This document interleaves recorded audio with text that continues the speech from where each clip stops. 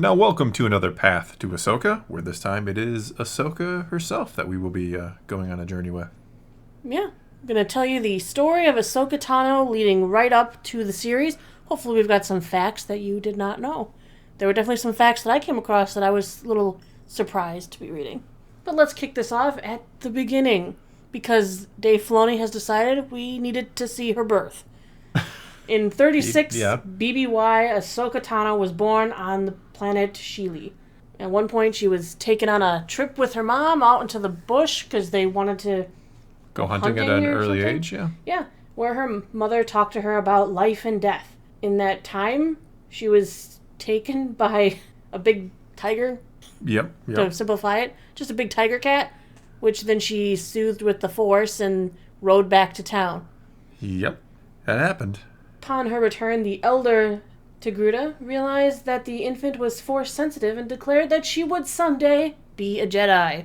When she was 3 years old, she was discovered by Jedi Master Plo Koon, which is Dave Filoni's, favorite. It's weird how that works, huh? Jedi finds his favorite new Jedi.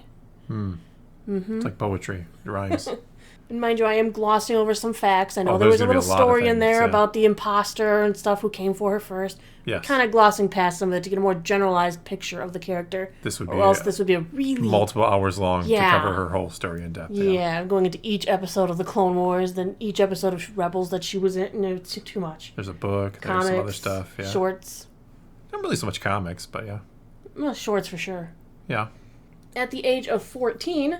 mere months after the first Battle of Geonosis, and at the very beginning of the Clone Wars, Ahsoka was assigned to Jedi Knight Anakin Skywalker to learn the ways of the Force as his Padawan, on the orders of Yoda. Mm-hmm. Yep. They didn't get along.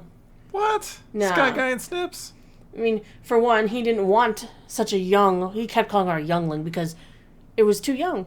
But she wasn't too young to be a Padawan, but Anakin was accelerated, though, due to the galactic conflict, which was just beginning. And so he called her Snips.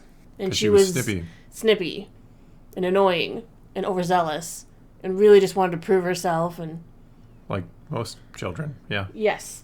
And then she got paired with Skywalker, with his reputation of being extremely reckless. What? You just...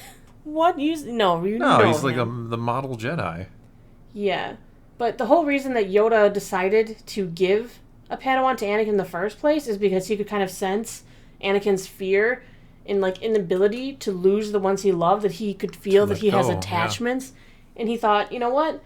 This will help him become he'll be a teacher, and he'll develop emotionally, and he'll understand that his excessive bonding to those he cares about isn't necessary because she'll go off on her own. Totally worked. Yeah, totally. No, it didn't work. Nope, not at all. Not at all. Well, going on through the Clone Wars, all the Jedis and Padawans were seen as, commanders. They were commanders, They were commanders of the Grand Army of the Republic. She actually had really strong relationships with the clones that she served with, because she served with Anakin's 501st, and also alongside Obi-Wan and his troops. Yeah. The 212th. Yep. Look at that, I remembered that. I don't always remember what number he had. She became close with Captain Rex. Who she outranked, yeah. Who she outranked.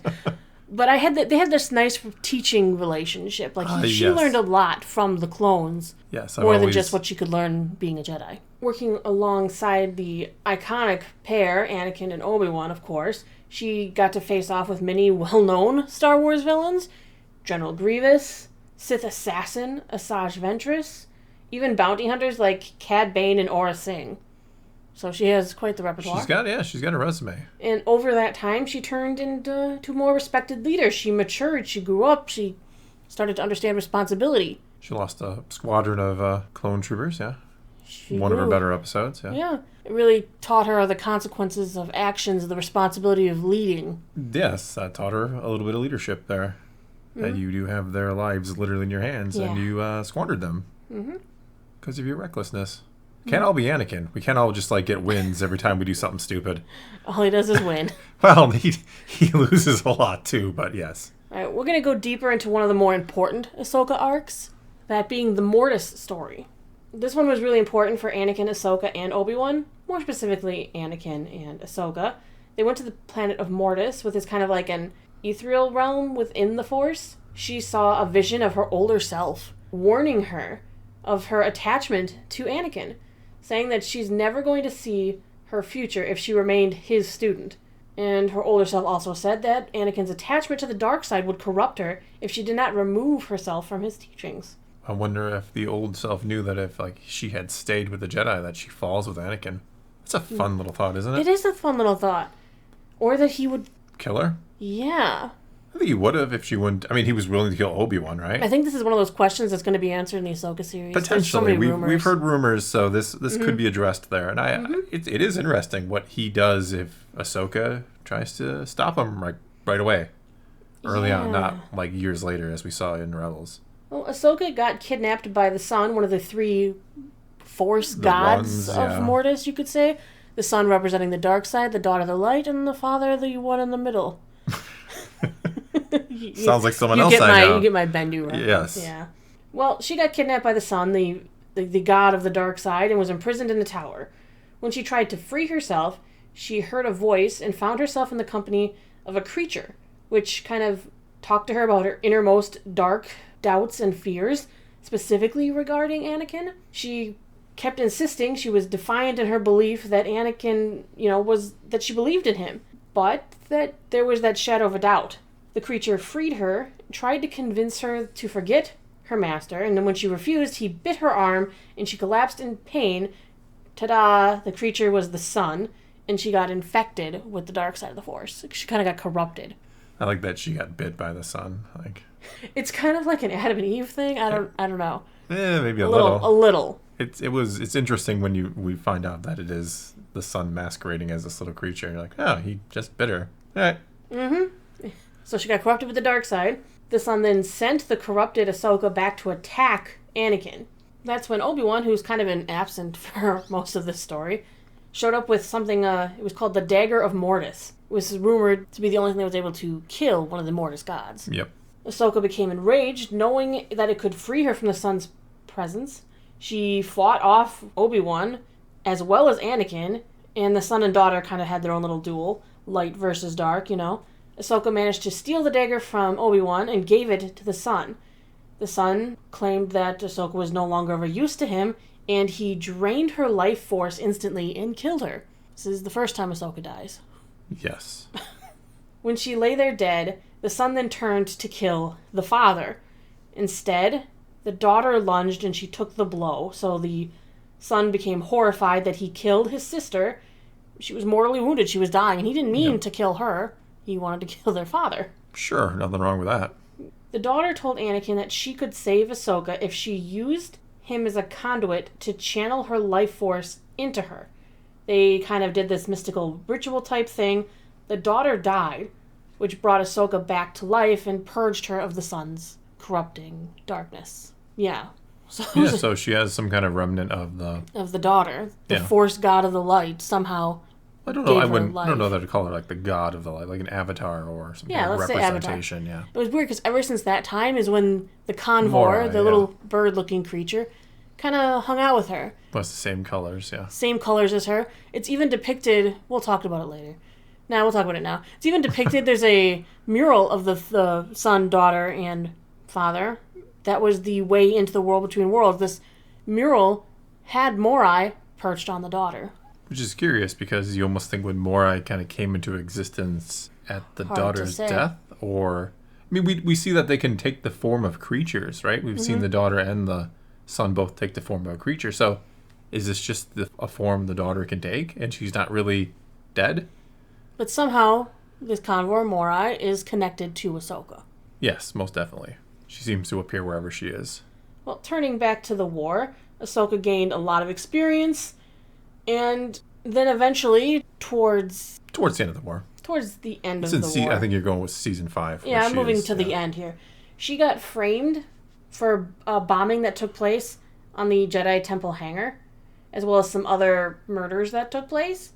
When she was framed and the Jedi wanted to take her into custody, they said, I wanted to take her into custody, she fled. She escaped into the Coruscant underworld because she wanted to clear her name. Anakin ultimately uncovered the true culprit, her fellow Padawan, her ex-bestie, Barriss Offee. And he prevented Ahsoka from being convicted of sedition. He was there for her because that's he what went he the does. distance, yeah. But nevertheless, this whole chapter of her life, this entire framing and the lies, the Jedi not believing in her, the Jedi losing faith in her, caused Ahsoka to lose faith in them. She refused the Jedi High Council's offer to rejoin the Order, and that's when she left them and decided to search out a new path. They tried to claim it was, Mace tried to claim, this was like your great test, and you passed it. Yay. Yeah, I wouldn't buy that either. No. Take a seat. Take a seat, Master Windu. Take a seat, civilian Ahsoka Tano. She did briefly come back to help the Republic during the Siege of Mandalore. She was recruited by bo-katan to kind of help them overcome Maul, who had taken over the planet. So she worked with the 501st and her longtime clone friend Rex. Who got a promotion. Still not as high ranking as her, though. Well, no, she's not. She's nothing. She was like, I'm a civilian now. Yeah. But yeah, they honored her with the orange... With the helmets, with the painted helmets, because they missed her. And they came back and they captured Maul, and Maul was like, oh, bad times are coming, you don't even know. And that's when Order 66 happened. Yeah. While she was on a ship full of clones. Bad timing. Who looked at her as a Jedi, despite the fact that she kept trying to say, I'm not a Jedi. No, guys, there's been a mistake. She did manage to use the medical equipment on board. She knocked out Rex, and she had his chip removed, so the pair of them escaped together. Yes, and she got that opportunity because Rex hesitated because of Fives. Because he remembered Fives was onto something, shall we say. He figured it out. Yeah, Fives could have saved everybody. So she faked her own death and went into hiding, apart from her longtime friend, though she did come back and attend the funeral of Padme Amidala. In secret, yeah. In secret, but Bail saw her. He was like, whoa, I know you. Hey, we should work together. We should work together. She's I like, should I'm call busy. You Fulcrum. No, she fled to the outer rim because she didn't want any part of anything. She took on the nickname of Ashla, and then there was some battles. This is where the canon gets messy, because there's a book that says one thing she did, and then Tales of the Jedi kind of showcases a slightly different turn of events. Yep. She does end up fighting a Inquisitor. She purifies some crystals. She's got her lightsabers back, and she goes to join up with Bail Organa to run his intelligence network, and he gives her a new ship. Yeah. She takes on the codename of Fulcrum as a rebel spy, networking the splinter cells of rebels across the galaxy. Yeah, including the Ghost crew. Yep. She was the Fulcrum who provided intelligence to the Spectres, the Ghost crew, Hera Syndulla's gang. Gang? It's a family, jeez. Ahsoka took a particular interest in Hera's squadron because of the fact that Kanan Jarrus is there, and then he grabbed his own Padawan, Ezra Bridger. So she was like, oh, my people. Well, no, you're not a Jedi anymore. Sorry, these aren't your people. She might be more of a Jedi than either of those two were. Ooh, Kanan. She got more training than either one of them. Kanan was a good Jedi. He found the ways quite well. Ezra, some learning to do yet there. Yeah. And what was really nice is working with this crew, she was given the opportunity to reunite with Rex, which was like a very touching scene. It was, yeah. There was hugs, were a little bit of tears, but not maybe out of you. I don't know. Maybe not out of me. You cried at that. Her next big event took place when they had a mission to Malachor because they wanted to uncover the secret of the Sith, the Inquisitors that were hunting them. They needed answers. How do we stop them? Yeah, and Yoda's like, go to Malachor. Great idea. Told them to go to Malachor, which they shouldn't because Rex didn't want her to go to Malachor because it was supposed to be a place that Jedi should never go. And Rex was like, hey, if you wait, I'll come with you. And she's like, no, we have to go. I wish she would have waited for Rex. During this mission, she had to fight Darth Vader. Bum, bum, bum. During the duel, because she was obviously in this duel while the others had to flee for their lives by everybody else. Well, she pushed Ezra out of the room. Ezra would have fought with her. He fought Vader before and went really well for him. During this duel is when she learned that Darth Vader was her former master, Anakin. Well, she had some doubts before that, yeah. She kind of went back and forth, and then she called out to him, Anakin, and she said she wouldn't leave him as she did years ago. And that's when Vader paused for a moment, and then coldly responded that then she would die. And this is where the episode ended, with her fate kind of being unknown. Well, for a couple seasons, you see her walk off into a triangle-shaped hole. Yeah, because A doorway, but you don't know what happened. You would first assume she died, but then the episode ends with her going underground, and you're like, well, wait a second. Mm-hmm. How did she live? But people kept going, was that just supposed to be a metaphor? No one knew what had happened because she disappeared. Something, who knows, yeah. And then she pops back up in Rebels Season 4, when Ezra entered the world between worlds through the Temple in Lothal with the Mortis gods. He is led to the portal where he can see her fighting Darth Vader in the past. Relative to him, yeah. He's led there by Morai. Morai, who's just hanging out in the world between worlds, who leads Ezra to save her, because as they're dueling and he sees Vader about to strike the killing blow, he grabs her and pulls her through the portal. Yep. Pretty much taking her out of that moment. Not pretty much. I mean... Yeah. It's 100% on that one. Yeah. She was as good as dead. For more information on the World Between Worlds, you could watch the World Between Worlds video. Yeah. Yeah. Because I'm not going to get into that. That's a long conversation. Or the Ezra video, too. Or the Ezra...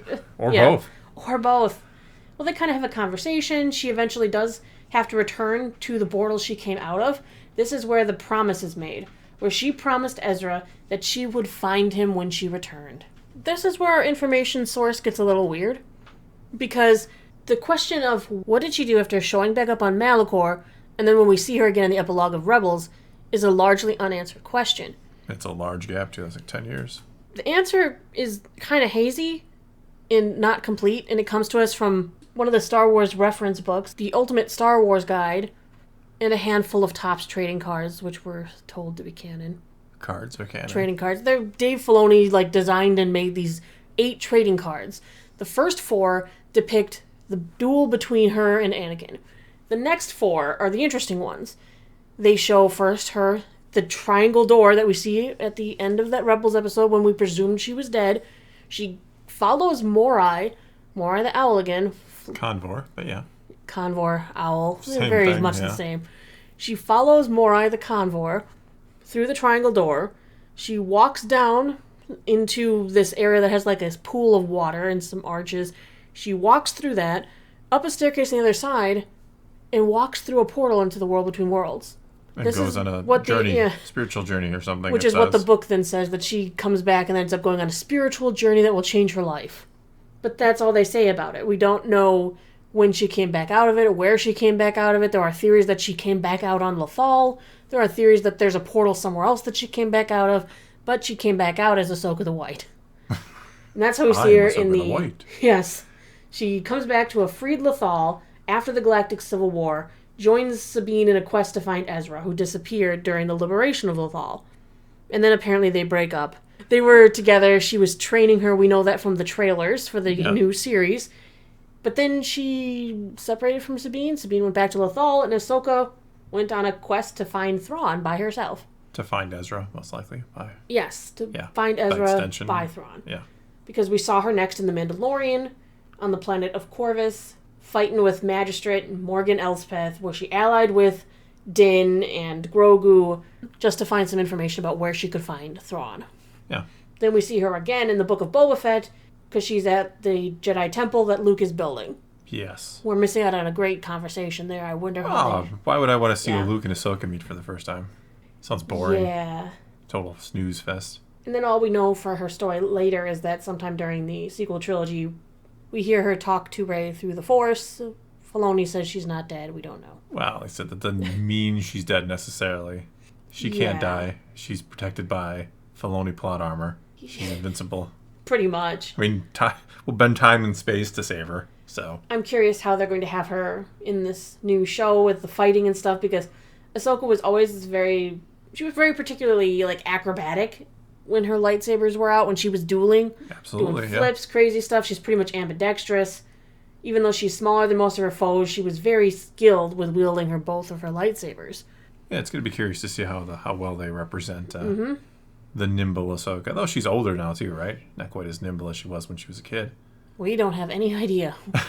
We shall see. We shall see. I think that's all we got for you. All right. Well, it was a brief recap, but I think it gets you ready for... I mean, it really was, enough. actually. It's enough. I think it gets you ready for the show. We've got one more of these to go. We do? We do. And it's just going to be random fun stuff that you might want to know. Okay. We're going to talk some more about Rex. because there's rumors he might appear in the show. I hope so, yeah. We're going to talk some about Chopper, lovable droid companion. You got to have one of those. He is in the show, yeah. I thought we could maybe talk a little about Hu Yang. Hoi Yang, yes. No, it's voiced by David Tennant, Doctor Who. It's Hu Yang, right? No. It's Hoi Yang. I know. Yeah, I know why you call it Hu Yang, yes. Doctor. To irritate me and to... And the Purrgil. Oh, the Purrgil episode. Yeah, we'll talk a little about the Purrgil. Okay, that should be... Big old space whales. They were in the trailer. They were. They were. As well as King gigantic. Purrgil himself. Yeah, he was quite big. All right, well, I guess for now, that's all we got for you this time. So now it's your turn to take to the comments below and tell us what you think of the journey of Ahsoka. So again, take to the comments below. Let's talk some Star Wars. And until next time, thanks for watching.